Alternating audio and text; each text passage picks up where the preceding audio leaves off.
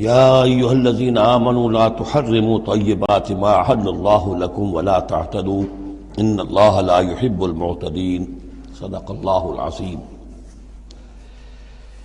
شرائع سماویہ میں کھانے پینے کی چیزوں میں حلت و حرمت، تحلیل و تحریم جو ہے یہ بہرحال ایک اہم موضوع ہے۔ یہ موضوع آپ کو یاد ہوگا سورہ بقرہ سے چل رہا ہے مسلسل،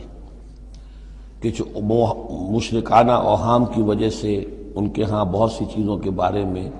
نسل بعد نسل کچھ چیزیں ذہنوں میں بیٹھ گئی تھی کہ یہ چیزیں حرام ہیں،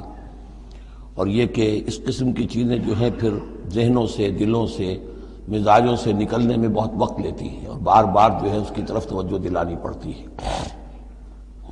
فرمایا یا ایھا الذین آمنوا، اہل ایمان، لا تحرموا طیبات ما احل اللہ لکم،